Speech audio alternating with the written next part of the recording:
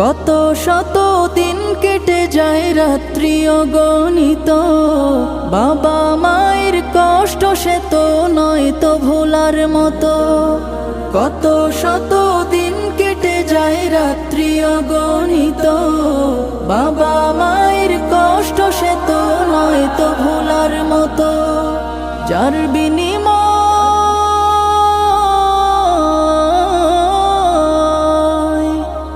বিনিময় কণ্ঠে ফোটে পাক হরফের গান, যাদের বুকের মানিক হলো হাফেজে কুরআন, হাফেজে কুরআন, হাফেজে কুরআন।